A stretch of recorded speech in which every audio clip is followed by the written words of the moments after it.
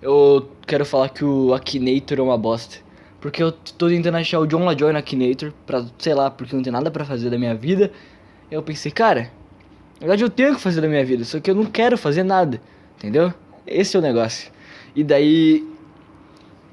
E aí foi o seguinte, eu tava querendo muito encontrar o John LaJoy no Akinator, porque eu queria só fazer alguma coisa. Eu só queria achar o John LaJoy no Akinator, cara. Era só isso que eu queria fazer, cara. Mas não, ele não acha. Ele pergunta se o cantor é de K-pop. K-pop é uma bosta. É uns coreanos idiota dançando e fazendo umas caretinhas pra plateia. Se eu tivesse na plateia do K-pop, eu ia tacar uma garrafa na cara daqueles japoneses e mandar eles pra merda. Era isso que eu ia fazer. Mas não. Vamos adorar essas merda. Vamos comprar camiseta dessas merda. Cara, é ridículo. Aí tem uma camiseta que eu vi uma pessoa da minha sala usando, que é só uma... que é um colete à prova de balas. Cara, se a sua banda falasse de morte, eu ia entender, cara. Mas não, eu nem sei do que eles falam, na verdade, eu não sei do que eu tô falando. Eu tava falando do Akinator, cara. Eu tô falando de banda de K-pop.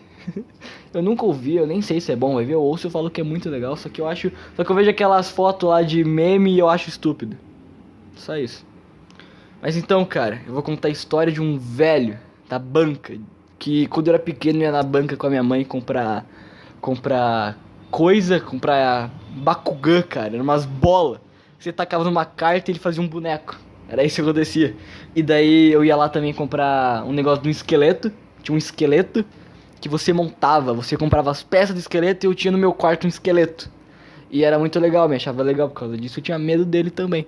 Aí eu tirava ele do meu quarto pra não poder dormir. É, cara, que coisa assustadora. Eu ia lá comprar Googles, eu acho que é o nome, é tipo uns bonequinhos de plástico colorido. Não é colorido, cada um tem uma cor, mas se você juntar todos eles são coloridos, eles têm tipo um monte de formato engraçado.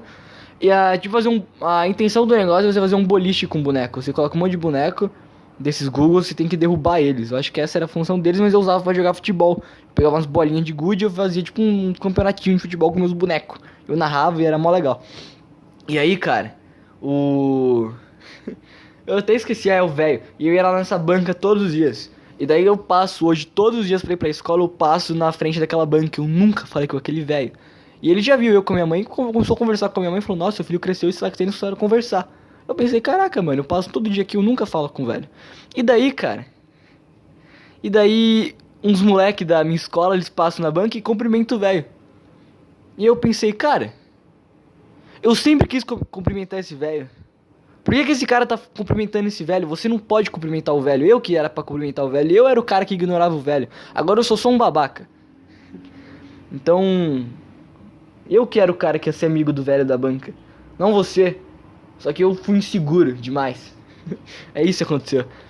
E... E era só isso, cara. Eu só queria encontrar o John LaJoy no Akinator. Era só isso que eu queria fazer. Quando eu... Caraca, eu já esqueci tudo que eu ia falar. Minha mente é um negócio horrível. É um negócio ridículo. Quando eu... Não, eu não sei do que eu tô falando. Eu não sei mais do que eu tô falando, pra ser sincero. Durante o dia eu tive várias ideias na minha cabeça. Muito legais. Só que todas elas foram embora. Eu pensei, cara, lembra daqueles negócios que você pensou? Eu falei, lembro. Fala aí no podcast. Aí na hora que eu liguei o microfone, meu cérebro falou, não, não quero. Eu tava na escola hoje, e daí umas coisas surgiram na minha cabeça, foi o seguinte, cara. Estavam falando de Minas Gerais, que Minas Gerais é um lugar, meu professor de geografia falou que Minas Gerais é um lugar que envolve o turismo no Brasil.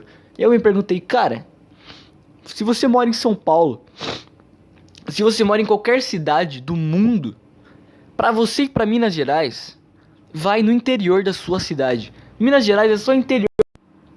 Cara, toda hora tá cancelando minha gravação. Vai cagar aplicativo de bosta. Então, cara, Minas Gerais é só interior gigante. É só o interior grande, assim, da tua cidade. Será que o interior da sua cidade tem o quê? Tem gente falando igual um caipira? Na minha cidade, pelo menos, é assim. Interior do meu estado, quer dizer. Tem o pessoal fala igual caipira. E tem muito animal, muita agricultura. E quando você vai pra Minas Gerais, você tem pessoas falando igual caipira, e muita agricultura. Então, pra que você vai visitar esse lugar? Eu até entendo, deve ser um lugar legal, mas pra que eu vou pagar passagem de avião pra ir pra esse lugar? Eu vou pra um lugar diferente de onde eu moro? É só, Minas Gerais é só interior gigante. E eu já esqueci.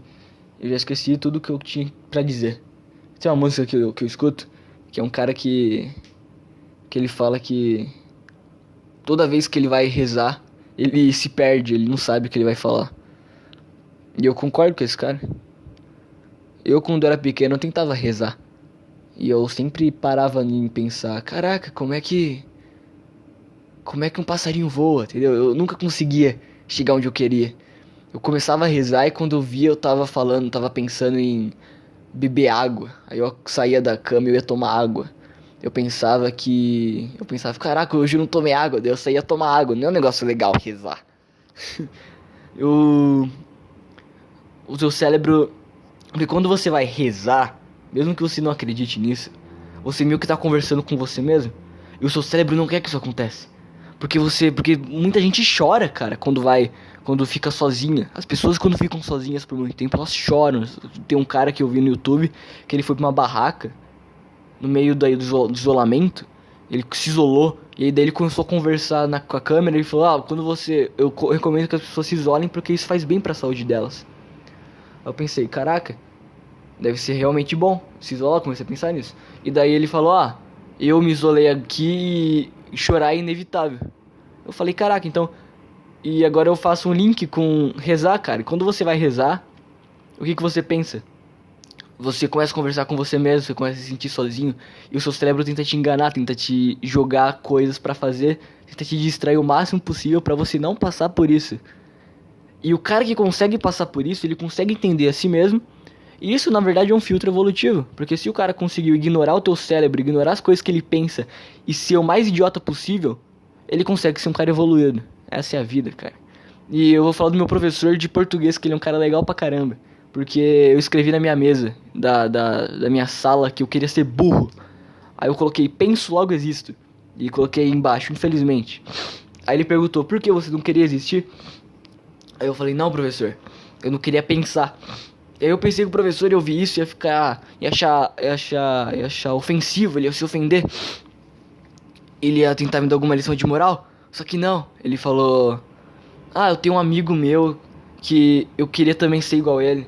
Porque ele é um cara totalmente frio, que ele é muito divertido, ele é muito engraçado. E daí ele comentou isso comigo, eu falei, cara, isso é muito legal, cara. E eu adoro o começo de ano que vem novos professores na minha escola. E o que eu quero é que os legais fiquem, que esse cara, que ele me dá aula há um bom tempo. E... tipo, ele podia parar de me dar aula, ele voltou a me dar aula esse ano. E os que são uns idiota completos saiam. E entrem pessoas novas. E tem um professor meu, cara, que ele é muito feliz. Só que ele é um feliz, cara, que te dá medo. E ele me pediu pra fazer uma música. E a música que eu criei era uma música que era pra respeitar as regras. E aí a minha música funcionava mais ou menos assim. Uma garota chegava pro professor. Não, um professor chegava numa garota. Não. Desculpa. Tá meio confuso pra você. Era assim, ó, tinha uma garota. E ela falava que ela respeitava muitas regras. E aí o professor dela falava, nossa, você respeita as regras. Eu quero ser como você. Tava em vermelho. O como você tava em vermelho. E aí a garota falava, você quer ser como eu? Aí tava em vermelho isso, como eu. Que o professor é um pedófilo, essa é a história que eu criei. E aí, eu posso te ensinar. Aí o professor falava assim, nossa, eu queria ser muito respeitoso como você. Respeitar as regras como você, em vermelho. Como você em vermelho. Aí ela falou assim, eu posso te ajudar. Aí ele falava assim, nossa, ela respeita muito as regras. Ela só tem 11 anos. Entendeu? Entendeu o que eu quis dizer? Eu quis fazer uma história de um pedófilo. E eu fiz essa história rindo pra caramba no meio da sala de aula. E não todo mundo ouviu, mas sei lá, as pessoas estavam ali perto. Interrompeu de novo. Então as pessoas que estavam próximas a mim ouviram eu rindo assim, mas só quem tava próximo. E aí, sei lá, 2 pessoas estavam próximas de mim. Não é importante isso. E aí eu peguei e entreguei pro meu professor isso. E ele é muito feliz, é um cara muito feliz. Então pensei, cara, imagina ele vendo isso aqui, ele entendendo isso. Qual ia ser a reação dele? Eu quero quebrar isso, porque eu sou um idiota. Porque eu quero fazer uma pessoa ser triste. Porque eu falo, mano, não é possível alguém ser muito feliz. Eu sempre pensei, cara, se alguém sorri demais, tenha medo dessa pessoa. Não é normal isso. Provavelmente ele não tá sendo sincero, é isso que eu pensei na minha cabeça. E eu falei, eu quero revelar quem esse cara é de verdade. Porque eu sou contestador da verdade, eu sou o questionador do mundo. E daí ele leu aquilo e ele falou, nossa, você fez um negócio muito interessante, você fez um diálogo. Aí eu falei, sim, professor, eu fiz um excelente diálogo. Ele falou, parabéns, gostei da sua música. Eu falei, cara, por que que você é tão legal? Porque eu fiz um negócio horrível, fiz um negócio ridículo. E você tá achando muito legal o que eu fiz. Então, cara, eu entendo aquele professor.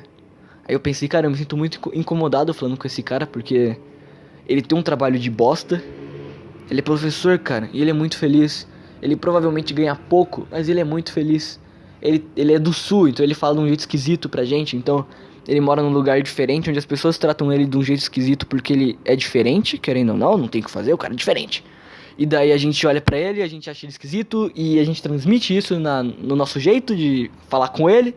E mesmo assim ele é feliz. Então, a gente pensa, esse cara não tá sendo natural, cara. Se eu fosse esse cara, eu ia estar muito ferrado agora. Eu ia entrar nessa sala xingando todo mundo.